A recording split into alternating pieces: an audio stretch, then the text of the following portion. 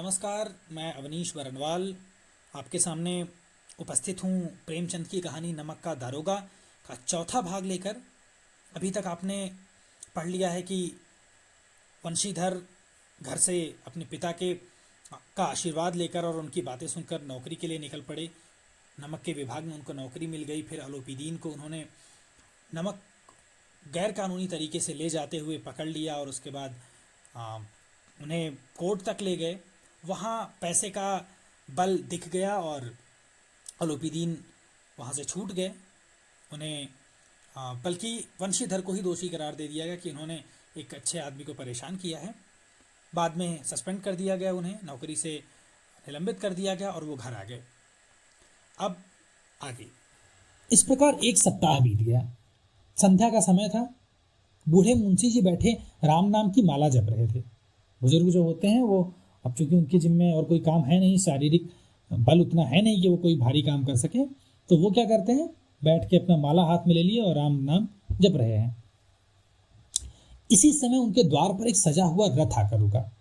तो एक रथ आकर के उनके द्वार पर रुका और रथ जो है वो क्या है, कैसा होता है, मैं आपको दिखाता हूं। तो ये जो पहला वाला चित्र है ये बिल्कुल सजा हुआ रथ है।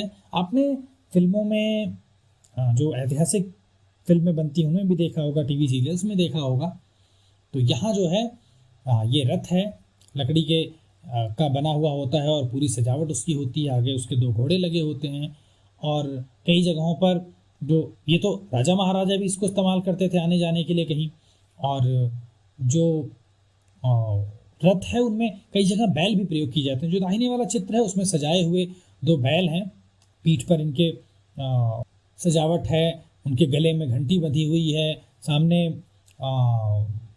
जंजीरें उनकी सोने सी चमकती हुई जंजीरें लगाई गई हैं। तो पूरे सजाए हुए ये बैल हैं। सींग इनकी होती है, अभी देखिए रंगी हुई दिख रही है। उनमें कई बार पीतल का कवर बनाकर उसमें लगा दिया जाता है। तो हरे और गुलाबी पर्दे लगे हुए हैं। पछैये बैलों की जोड़ी है, यानी पछैये मतलब पश्चिमी का मतलब होता है जैसे आप जहाँ रह रहे हैं वहाँ से जो पश्चिम वाला क्षेत्र है वो पछैया हो गया, आपके लिए पश्चिमी हो गया।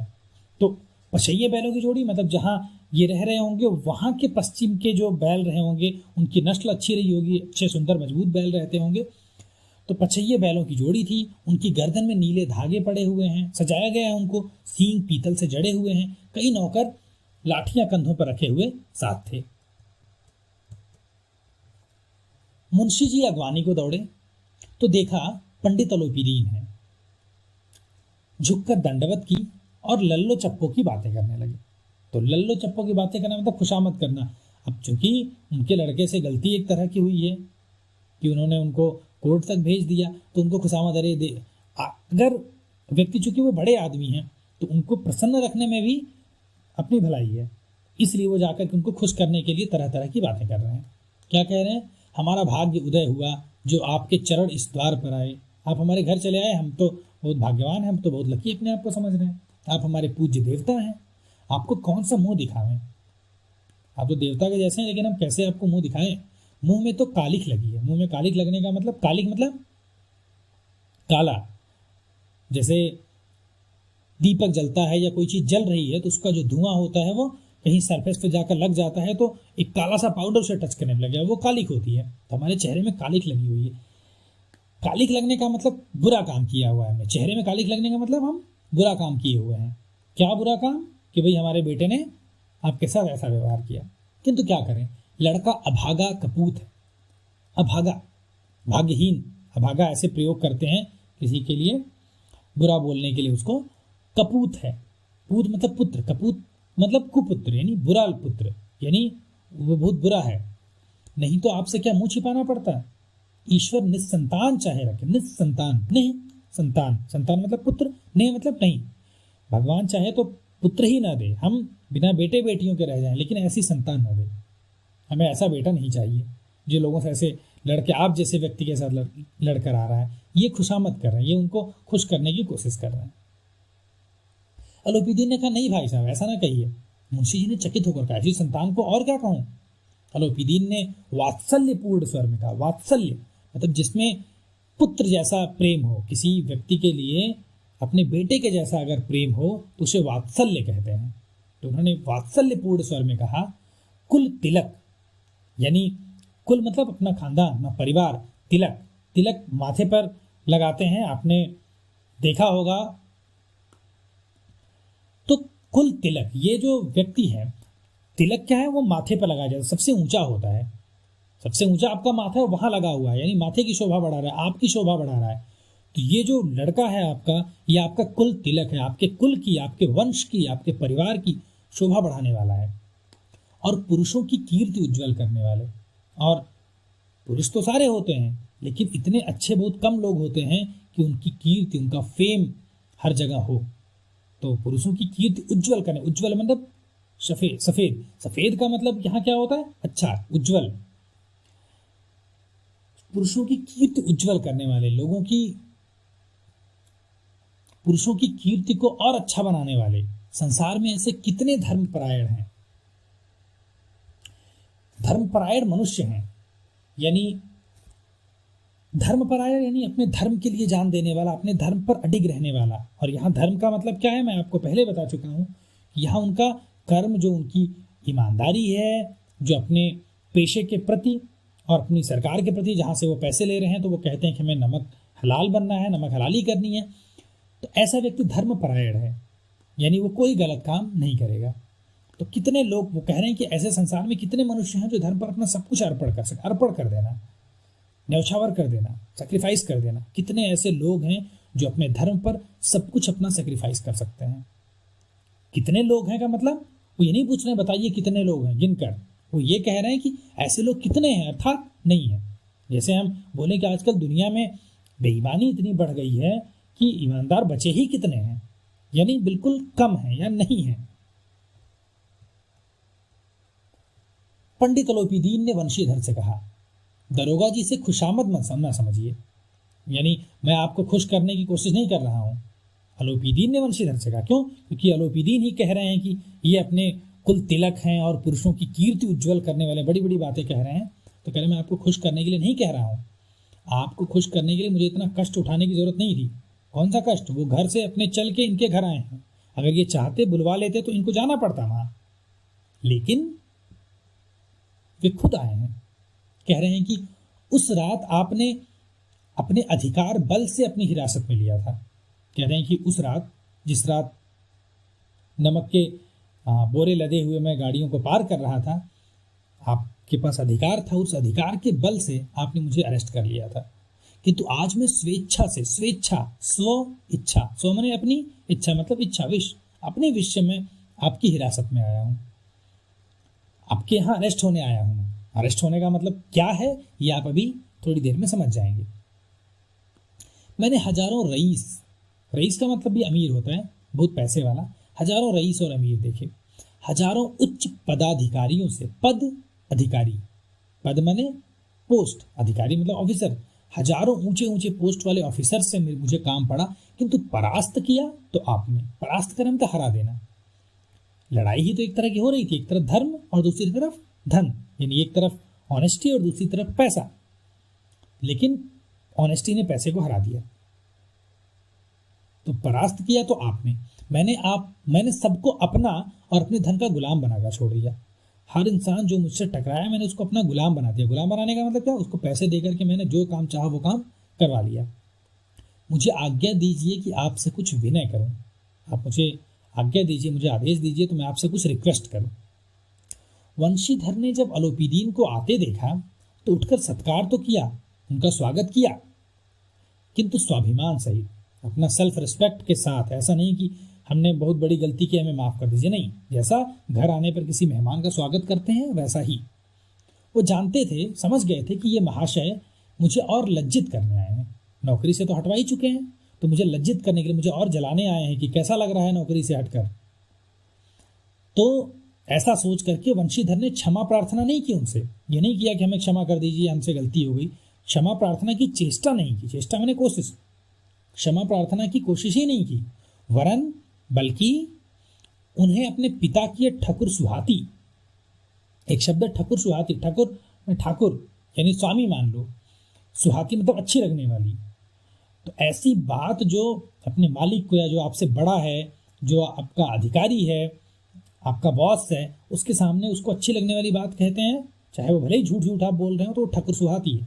तो उसके पिता भी कह रहे थे ना कि मेरा बेटा तो ऐसा है, उसने बहुत गलत काम किया है। ये सब चीज़ें उनको असह्य, असह्य, सह्य माने जिसको सह सकें, जिसको बर्दाश्त कर सकें, टॉलरेट कर सकें। असह्य मतलब जो टॉलरेट न की जा सके, ऐसी प्रतीत हुई, ऐसी लगी उन्हें। पर जब पंडित जी की बातें सुनी तो उनके मन की मैल मिट गई। पंडित जी ने क्या बातें की कि मैंने बहुत लोगों को देखा लेकिन आपने मुझे हराया। तो उनके मन की मैल मिट गई। उनके मन में जो बुरे भाव थे, मन का मैल, मैल मतलब बुरा भाव, मन का मैल यानी उनके मन में जो उनके पंडित अलूपीदीन के लिए बुरे भाव थे वो सब मिट गए। पंडित जी की ओर उड़ती हुई दृष्टि से देखा। उड़ती हुई दृष्टि से देखने का एक अर्थ होता है उपेक्षा से देखना, एक होता है कि बिल्कुल ध्यान न देते हुए बस हल्की सी दृष्टि से हल्का सा देख लेना। सद्भाव झलक रहा था। सद्भाव, सद अच्छा, भाव मतलब फीलिंग्स, अच्छी भावनाएं थी उनके मन में, ये दिख रही थी पंडित अलूपीदीन के चेहरे से, उनकी बॉडी लैंग्वेज से वंशीधर को। गर्व ने, अब जब कोई व्यक्ति इतना बड़ा हो, कोई बहुत बड़ा बहुत महान व्यक्ति हो और वो अपनी गलती मान करके आपके घर पे आ जाए और आपसे कुछ रिक्वेस्ट करने लगे, तो आपके अंदर कुछ जो भी गर्व हो वो आपका नीचे हो जाएगा। गर्व ने अब लज्जा के सामने सिर झुका दिया। जब इतना गर्व था उनके अंदर, लेकिन अब जब पंडित अलूपीदीन खुद लज्जित होकर उनके सामने आए हैं तो वंशीधर ने उनके सामने सिर झुका दिया। शर्माते हुए बोले, यह आपकी उदारता है, आप बहुत जनरस हैं, बहुत उदार हैं, इसलिए आप ऐसा कहते हैं। मुझसे जो कुछ अविनय हुई है, तो मैंने जो कुछ बुरे काम किए, अविनय, विनय का मतलब होता है बहुत पोलाइटली कोई काम करना, तो जो भी मेरे से आपकी डिसरिस्पेक्ट हुई है उसे क्षमा कीजिए, मैं उसके लिए आपसे माफी मांगता हूं। मैं धर्म की बेड़ी में जकड़ा हुआ था। बेड़ी, मैंने आपको इसके पहले भी बता रखा है कि जब किसी को अरेस्ट किया जाता है तो हाथ में हथकड़ी लगा देते हैं, दोनों हाथ बंध जाते हैं चेन से। उसी तरह से कभी कभी पैरों में भी लगा देते हैं ताकि कोई भाग ना पाए। विशेष रूप से जो बड़े अपराधी होते हैं उनको, कि ये भागे ना, या कई बार कोई व्यक्ति मानसिक रूप से विक्षिप्त हो जाता है, पागल हो जाता है, तो कहीं वो भाग के चला जाएगा, इसलिए उसके पैरों में भी लगा देते हैं। तो धर्म की बेड़ी में जकड़ा हुआ था, यानी मेरा धर्म मुझे कह रहा था कि नहीं ये काम नहीं करना है, मैं बंधा हुआ था, आई वॉज टाइड, इसलिए मैंने ये काम किया जो उस समय उस दिन आपके साथ हुआ। नहीं तो मैं वैसे आपका दास हूँ, नहीं तो मैं आपका सेवक हूँ, आपके सर्वेंट की तरह हूँ। अब सर्वेंट का मतलब घर का नौकर नहीं, लेकिन मैं आपकी हर बात मानने वाला हूँ, जैसा आप कहेंगे मैं वैसा ही मानूंगा। जो आज्ञा होगी वह मेरे सिर माथे पर, सिर माथे पर होने का मतलब किसी भी बात को एज इट इज एक्सेप्ट कर लेना, जो भी आप कहेंगे वो मैं मानूंगा। अलूपीदीन ने विनीत भाव से कहा, बहुत पोलाइटली उन्होंने कहा अलूपीदीन ने, नदी तट पर आपने मेरी प्रार्थना नहीं स्वीकार की थी।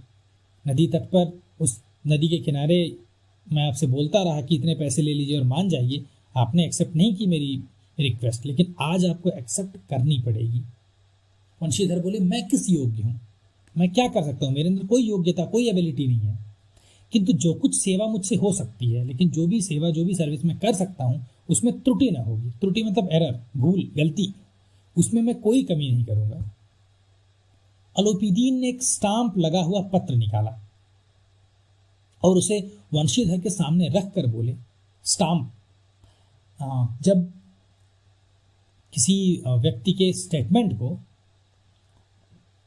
इस तरह से लिखना होता है, इस तरह से लेना होता है कि अपनी बात से मुकर न जाए, तो स्टाम्प लगा लेते हैं। एक कागज होता है जिस पर, जो भारत सरकार की अथॉरिटी द्वारा जारी किया जाता है, उस पर वो कितने रुपए का है वह मूल्य ऊपर छपा होता है, उतने ही मूल्य का वह मिलता है। उसे पैसे की तरह से, जिस तरह से नोट, बैंक नोट हम यूज़ करते हैं उस तरह से यूज़ करते हैं, लेकिन वो जो व्यक्ति खरीदता है उसका नाम पीछे लिखा होता है और उसका स्टेटमेंट आगे लिख दिया जाता है, वो एक बार यूज़ करके वो ख़त्म हो जाता है बस। तो मैं आपको दिखाता हूँ, ये स्टैम्प पेपर्स हैं, एक 100 रुपये का उधर दिखा हुआ है, यहाँ एक बड़ा 10 रुपये का है। ये एक बड़ा सा पेपर होता है और अपनी जो भी बातें लिखनी होती, जितनी अदालती कार्रवाई होती है, जहाँ पर आपके स्टेटमेंट को रजिस्टर करना होता है, रिकॉर्ड करना होता है, वो चीज़ें यहाँ लिखी जाती हैं। आप कोई चीज़ बेचते खरीदते हैं तो आपकी वो सारी बातें इस पर लिखी जाती हैं। ये इसलिए भी होती हैं कि अदालती कार्रवाई को इसके द्वारा अंजाम दिया जा सके। तो उन्होंने एक स्टाम्प लगा हुआ पत्र निकाला, उसे वंशीधर के सामने रखकर बोले, इस पद को स्वीकार कीजिए, एक्सेप्ट करिए इस पोस्ट को और अपने हस्ताक्षर कर दीजिए और यहाँ पर साइन कर दीजिए। मैं ब्राह्मण हूँ, जब तक ये सवाल पूरा न कीजिएगा द्वार से न हटूंगा। मैं ब्राह्मण हूँ और जब तक ये बात आप मानेंगे नहीं मेरी, मैं यहाँ दरवाजे से जाऊंगा नहीं। मुंशी वंशीधर ने उस कागज को पढ़ा तो कृतज्ञता से, कृतज्ञ होना यानी थैंकफुल होना किसी के लिए, कृतज्ञता से उनकी आंखों में आंसू आ गए। पंडित अलोपीदीन ने उनको अपनी सारी जायदाद का यानी सारी प्रॉपर्टी का स्थायी मैनेजर, स्थायी मतलब परमानेंट, मैनेजर मतलब मैनेजर, तो उन्होंने पंडित अलोपीदीन ने मुंशी वंशीधर को अपनी सारी प्रॉपर्टी का एक परमानेंट मैनेजर बना दिया था। 6,000 वार्षिक वेतन, 6,000 रुपीज ईयरली वेतन था उनका। इसके अलावा रोज का खर्च अलग से, सवारी के लिए घोड़ा, रहने के लिए एक बंगला, नौकर चाकर, सब कुछ मिल रहा था। कम, अब इतनी छोटी सी नौकरी कर रहे थे इसके कंपैरिजन में, तो उसके सामने जब इतना सब कुछ मिलने लगा तो कंपित स्वर में बोले, कांपने लगा उनका स्वर, मतलब वो बहुत नर्वस हो गए, भावुक हो गए, इमोशनल भी हो गए। पंडित जी, मुझ में इतनी सामर्थ्य नहीं है, सामर्थ्य कैपेसिटी होना, मेरे अंदर ये कैपेबिलिटी नहीं है कि आपकी उदारता की प्रशंसा कर सकूं। आप इतने जनरस हैं कि मैं आपको प्रेज भी नहीं कर पा रहा हूं इस बात के लिए, किंतु मैं ऐसे उच्च पद के योग्य नहीं हूं। ये इतना बड़ा पोस्ट है, ये इतनी बड़ी पोस्ट है कि मैं इस पोस्ट के लिए सही कैंडिडेट नहीं हूं।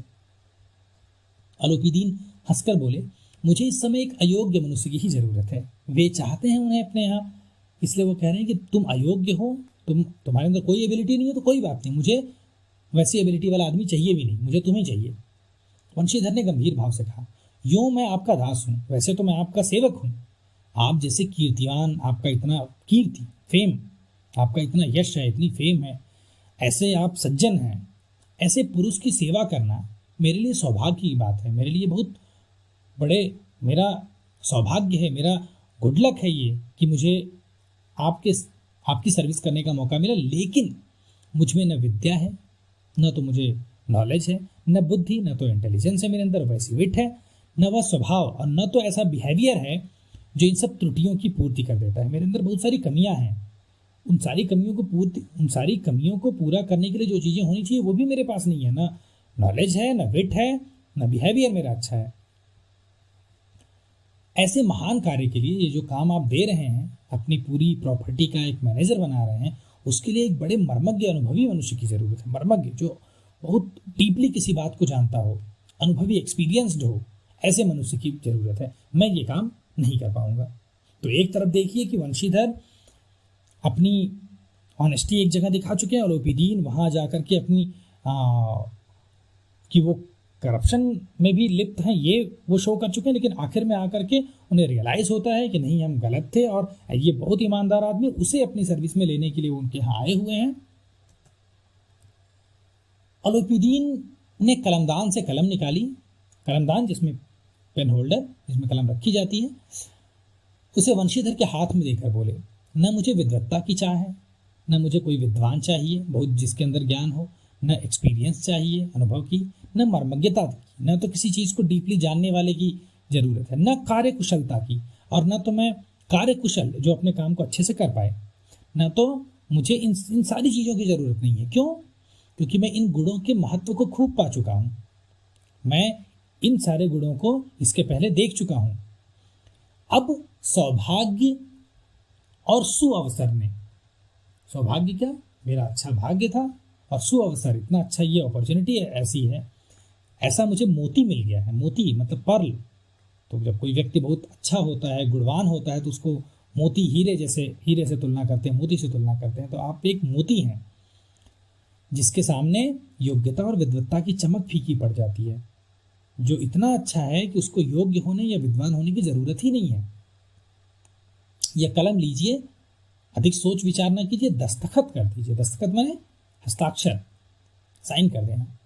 परमात्मा से यही, और कहते हैं ये आप एक्सेप्ट तो कर लीजिए इस पोस्ट को, और आपको कैसे रहना है, मैं ईश्वर से क्या रिक्वेस्ट करता हूँ, क्या प्रेयर करता हूँ कि आपको सदैव, सदैव मैंने हमेशा, वही नदी के किनारे वाला, नदी के किनारे यानी उस दिन जिस दिन आपने मुझे अरेस्ट किया था, बेमुरव्वत, बेमुरव्वत, मुरव्वत करना मतलब किसी के पर दया दिखाना, बेमुरव्वत जो किसी के ऊपर दया ना दिखाए। तो बंशीधर ने अलोपीदीन पर भी दया नहीं दिखाई, उद्दंड, वैसा ही जिद्दी, वैसा ही ढीठ, कठोर, बहुत स्ट्रिक्ट थे तो स्ट्रिक्ट, परंतु धर्मनिष्ठ, लेकिन अपने धर्म को का पालन करने वाला, अपने धर्म के प्रति हमेशा उस धर्म पर अडिग रहने वाला, अपने धर्म के रूल्स को हमेशा फॉलो करने वाला, ऑनेस्टी और अपनी ड्यूटी को अच्छे से निभाने वाला, ऐसा व्यक्ति, ऐसा दरोगा आपको बनाए रखे।